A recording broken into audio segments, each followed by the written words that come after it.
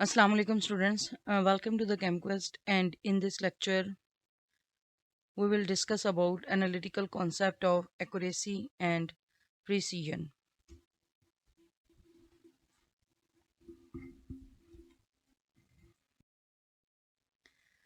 Accuracy and precision. Is there a difference? Yes, there is. Accuracy is the degree of agreement between the measured value and the true value. Accuracy क्या होती है? उसमें हम ये study करते हैं कि जो आपने वैल्यू मेजर की है वो कितनी क्लोज है ट्रू वैल्यू के, उसको हम कहेंगे एक्यूरेसी। इसको हम अगर सिंपल तरीके से समझें, जैसा कि हमने टाइट्रेशंस की हैं, तो उस टाइट्रेशन में जो एंड वैल्यू है वो मोस्टली वो 10 ml का वॉल्यूम हमने यूज़ किया है। ठीक है, तो वो 10 ml जो है उसको हम अगर ट्रू वैल्यू लें तो जितनी भी मेजरमेंट्स हम परफॉर्म करें और वो मेजरमेंट इस 10 के करीब आए या 10 आए तो हम कहेंगे कि वो एक्यूरेट हैं। सो दिस इज़ द एक्यूरेसी, कि आपकी मेजर्ड वैल्यू ट्रू वैल्यू के कितने करीब है या उसके साथ कितना उसका एग्रीमेंट है। An absolute true value is seldom known. So this is the fact, right. जो एब्सल्यूट ट्रू वैल्यू है वो बहुत कम पता होती है। A more realistic definition of accuracy then would assume it to be the agreement between a measured value and accepted true value। तो इसलिए जो एक ज़्यादा रियलिस्टिक डेफिनेशन है एक्यूरेसी की, वो हम कह सकते हैं कि ये एक ऐसा एग्रीमेंट है जिसमें हम ये एक्सेप्ट करते हैं कि जो मेजर्ड वैल्यू है वो एक्सेप्टेड ट्रू वैल्यू के कितने करीब है। Accuracy is how close you get to the bull's eye। तो अब ये एक्चुअली ये समझाने के लिए है, यानी एक्यूरेसी ये हो सकता है कि आप कितना वो बुल फाइटिंग में जैसे होता है तो आप उसकी कितना उसके करीब पहुंच सकते हैं। Precision is how close the repetitive shots are to one another. और प्रिसीजन में ये होगा कि मतलब एक्यूरेसी तो ये है ना कि आप उसकी फॉर एग्जांपल कितना आंख के करीब पहुंच सकते हैं। ठीक है, और प्रिसीजन क्या होगा कि एक दफ़ा आप उसकी आंख के जितना करीब पहुंचे, क्या दूसरी दफ़ा भी आप उतना ही एन उसकी आंख के करीब पहुंच पाए हैं। सो this is precision repetitive shots होते हैं। और उसमें हमने ये देखना होता है, या इसको आप आसान तरीके से इस तरह से समझ लें जैसा कि मैंने पहले एग्जांपल दी कि हमारे पास 10 ml वॉल्यूम हम यूज़ कर रहे थे एसिड या बेस का। तो पहली दफ़ा हमारी वैल्यू फॉर एग्जांपल 10 आई, तो प्रिसीजन का मतलब ये होगा कि दूसरी जो वैल्यू है क्या वो भी इतनी ही आ रही है, यानी दूसरी वैल्यू या तो एग्जैक्टली 10 आ जाए या फिर 10.1 आ जाए या उससे आगे 10.2 आ जाए या 9.9 आ जाए। तो ये हम इसको प्रिसीजन बोलेंगे। It is nearly impossible to have accuracy without good precision. So this line is very important. Good precision के बगैर हम एक्यूरेसी तक नहीं पहुंच सकते। We can, by good analytical techniques such as making comparisons against non-standard sample of similar composition, arrive at a reasonable assumption about the accuracy of a method within the limitation of the knowledge of known sample and of measurements। Okay, so analytical techniques जो भी हम use करते हैं तो हम actually हमें ये पता होना चाहिए कि उस जो भी एनालिटिकल टेक्निक्स के अंदर जो भी हम सैम्पल्स या फिर हम केमिकल सब्सटेंसेस या इक्विपमेंट यूज़ कर रहे हैं तो उसमें एरर कितने परसेंट तक एरर जो है वो एक्सेप्टेबल है। ठीक है, तो इसी तरह जो रीज़नेबल असम्पशन बना के जो एक्यूरेसी ऑफ अ मेथड तक हम पहुंच सकते हैं। ठीक है, the accuracy to which we know the value of standard sample is ultimately dependent on some measurement that will have a given limit of certainty in it. तो accuracy again depend करेगी कुछ मेजरमेंट्स पर, जिस पर हमें ये पता होगा कि वो उन मेजरमेंट्स के अंदर कितनी सर्टेनिटी है। तो ये इसमें वही प्रोबेबिलिटी का फैक्टर आ जाता है। वी कैन नॉट से with 100% surety that this result is 100% accurate. तो उस केस में हमें कुछ लिमिट ऑफ सर्टेनिटी जो है वो यूज़ करनी पड़ती है। Good precision does not guarantee accuracy. अब जो एक्यूरेट रिज़ल्ट है वो हमेशा प्रिसाइज होता है, लेकिन जो गुड प्रिसीजन है वो ये गारंटी नहीं करते कि आपका रिज़ल्ट जो है वो एक्यूरेट है। Precision is defined as the degree of agreement between replicate measurements of the same quantity। तो ये मैं पहले भी पीछे बता चुकी हूँ एग्जांपल दे के। प्रिसीजन का मतलब ये है कि degree of agreement between replicate measurements of the same quantity, यानी एक ही क्वांटिटी जो आप ले रहे होते हैं, जैसा कि टाइट्रेशंस में हमने हमेशा एसिड का या फॉर एग्जांपल बेस का 10 ml हमने हमेशा वॉल्यूमेट्रिक फ्लास्क में लिया, और जब हमने उसको टाइट्रेट किया against acid from the burette, तो आपके पास 10 वैल्यू आई या 9.1 9.9 आई या 10.1 आई, तो हम कहेंगे कि these are the precise values. क्योंकि इस केस में हमने जो डिफाइन किया था वो ट्रू वैल्यू जो है वो 10 थी, एक्यूरेट वैल्यू। तो अगर आपके पास 9.1 9.9 सॉरी 9.1 नहीं 9.9 10 या 10.1 वैल्यूज आएंगे, तो हम कहेंगे these are the precise value, क्योंकि ये एक्यूरेट रिजल्ट के करीब हैं।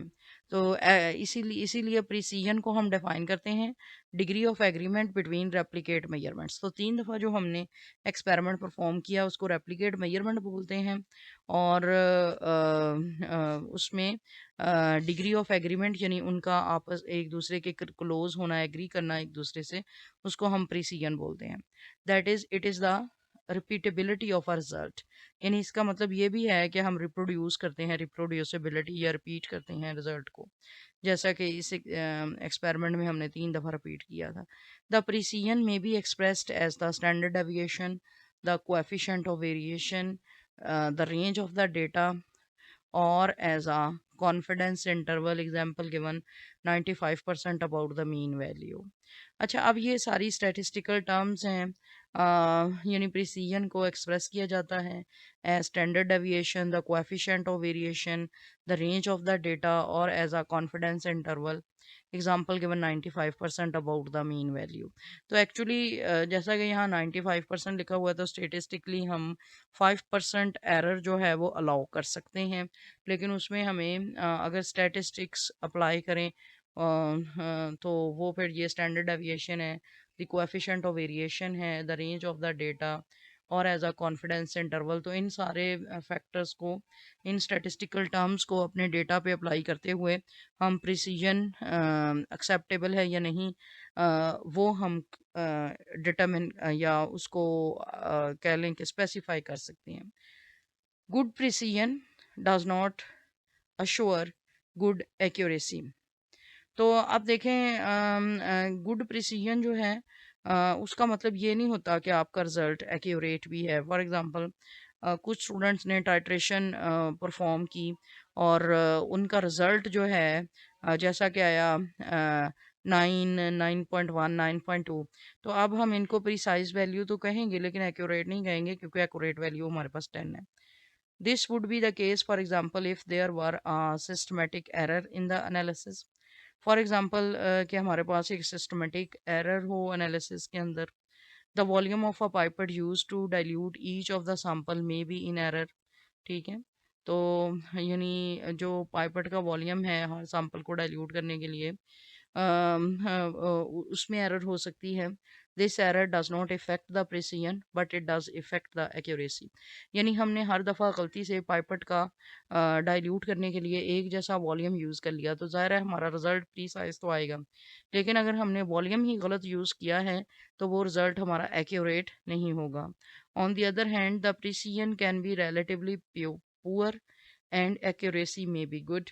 अब ये भी हो सकता है कि आपके पास प्रिसीजन जो है वो पुअर हो और एक्यूरेसी अच्छी हो। अब इसका फॉर एग्जांपल जो एग्जांपल है वो ये हो सकती है कि आपके पास जो टाइट्रेशन है उसका रिजल्ट आए 9 10 एंड 11, यानी एक दफ़ा 9 आ गया, एक दफ़ा 10 आ गया, और एक दफ़ा 11 आ गया। ठीक है, तो अब इसमें प्रिसीजन तो आपकी, यानी अगर हमने 3 वैल्यूज़ ली हैं तो उसका एवरेज लेना होता है। तो इस केस में ये प्रीसाइज़ रिज़ल्ट नहीं है, यानी 9, 10, 11 1 एमएल के डिफरेंस से। तो इसमें अगर आप इसका एवरेज लेंगे तो वो 10 के बराबर आ जाएगा, व्हिच इज़ एक्यूरेट रिज़ल्ट, ठीक है? बट ये प्रीसाइज़ नहीं होगा। अगरचे ये रेयर होता है, admittedly this is very rare, अगरचे ये बहुत रेयर होता है, लेकिन ज़रूरी नहीं है कि आपका रिजल्ट अगर प्रीसाइज है तो वो एक्यूरेट भी हो। Since all real analysis are unknown, the higher the degree of precision, the greater the chance of obtaining the true value. So this is important. अब वो ये कह रहे हैं कि जो ट्रू वैल्यूज़ हैं या रियल एनालिसिस, जो बिल्कुल ट्रू वैल्यू है वो अननोन होती है, इसलिए हम यही कह सकते हैं कि आपका जितनी डिग्री ऑफ प्रिसीजन ज़्यादा होगी, जो ट्रू वैल्यू के ऑब्टेन करने के चांसेस उतने ही ज़्यादा होंगे। It is fruitless to hope that a value is accurate despite the precision being poor, and the analytical chemist strives for repeatable results to assure the highest possible accuracy। तो ये hope करना कि precision के हुए बगैर आपको accurate result मिल जाएगा, it is hopeless, ये फ्रूटलेस है, ये ऐसा होना पॉसिबल नहीं होता। और हमेशा एनालिटिकल केमिस्ट रिपीटेबल रिजल्ट्स, यानी बार बार एक्सपेरिमेंट को रिपीट किया जाता है ताकि जो हाईएस्ट पॉसिबल एक्यूरेसी है उसको अचीव किया जा सके।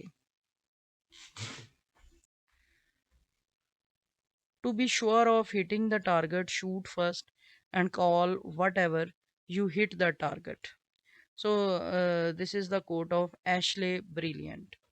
तो ये एशले ब्रिलियंट का कोट है जिसको आप यूज़ कर सकते हैं, क्योंकि किसी भी टारगेट को हिट करने के लिए आपको शूट तो करना पड़ेगा। फॉर एग्जांपल ये आपका यहाँ पर ये टारगेट है, ठीक है? ये यानी अब एक्यूरेट रिजल्ट क्या है कि आपका जो शूट है वो इस अंदर वाले सर्कल के अंदर आए। तो अगर पहली दफ़ा ये आप इस अंदर वाले सर्कल में शूट करने के काबिल हो चुके हैं, it means that you are accurate. और फिर आप प्रीसाइज होने के लिए ज़रूरी है कि बाकी जो शूट्स हैं वो भी आपका इसी दायरे के अंदर हो, ये जो अगले सर्कल्स हैं इसकी तरफ ना आ जाए। That is why this is written here, good precision good accuracy. अब इसमें देखें कि ये प्रीसाइज तो है but this is not accurate, क्योंकि एक्यूरेट रिजल्ट हमें उस वक्त मिलेगा जब हमारा शूट जो है वो इस इनर सर्कल के अंदर आएगा। अब इसमें क्या है, neither accurate NOR precise. So the concept of precision and accuracy, this can be easily understood from these three figures.